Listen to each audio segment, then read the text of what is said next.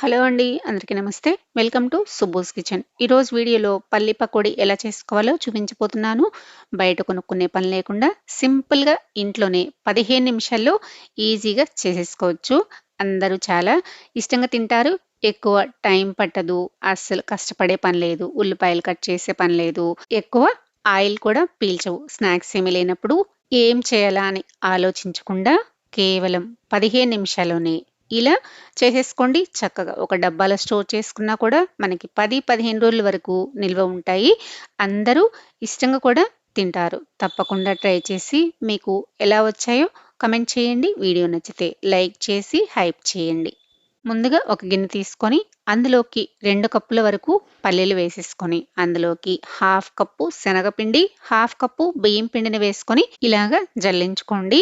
అచ్చం శనగపిండితో చేసుకుంటే కొంచెం మెత్తగా వస్తాయి కాబట్టి ఇలా వరిపిండి కొంచెం వేసుకున్నామంటే క్రిస్పీగా చాలా బాగుంటాయి. ఇప్పుడు ఇందులోకి 1 టేబుల్ స్పూన్ కారము, 1 టీ స్పూన్ సాల్టు, అలానే 1 స్పూను ధనియాల powder, half teaspoon garam masala వేసుకోండి. మీకు నచ్చితే చాట్ మసాలా వేసుకొని కూడా కలుపుకోవచ్చు.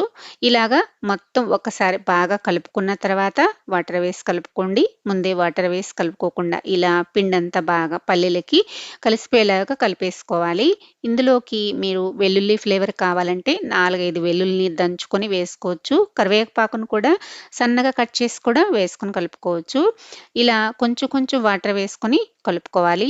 ఎక్కువ ఒకేసారి వేసుకుంటే మరి లూజ్ అయిపోతుంది కాబట్టి ఇలా కొంచెం కొంచెం వేసుకుంటూ ఇలా నేను చూపించిన విధంగా ఈ కన్సిస్టెన్సీలో ఉండేలాగా కలుపుకోవాలి. మరి ఎక్కువ లూజ్‌గా కలుపుకోకూడదు. ఇలా కలుపుకొని పక్కన పెట్టేసుకొని స్టవ్ పైన ఒక కళాయి పెట్టేసుకొని డీప్ ఫ్రైకి తగినంత ఆయిల్ వేసుకొని ఆయిల్ బాగా హీట్ అయిన తర్వాత మాత్రమే ఇలా వేసేసుకోవాలి. ఉండలు ఉండలుగా వేసుకోకుండా ఇలా విడివిడిగా వచ్చేలాగా బాండీకి తగినన్ని వేసేసుకొని వెంటనే గరిటె పెట్టి కదిలించకుండా కొంచెం ఫ్రై అయ్యాక అటు ఇటు టర్న్ చేసుకుంటూ గోల్డెన్ బ్రౌన్ కలర్ వచ్చేంత వరకు ఫ్రై చేసుకోవాలి. ఇవి ఫ్రై చేసుకునేటప్పుడు లో టు మీడియం ఫ్లేమ్‌లో పెట్టుకొని ఫ్రై చేసుకుంటే లోపల పల్లీలు కూడా బాగా వేగిపోతాయి. చూసారు కదా! ఈ కలర్ వచ్చేంత వరకు ఫ్రై చేసుకొని వీటిని ఒక జల్లెడ గరిటెలోకి తీసి పక్కన పెట్టేసేసుకోండి.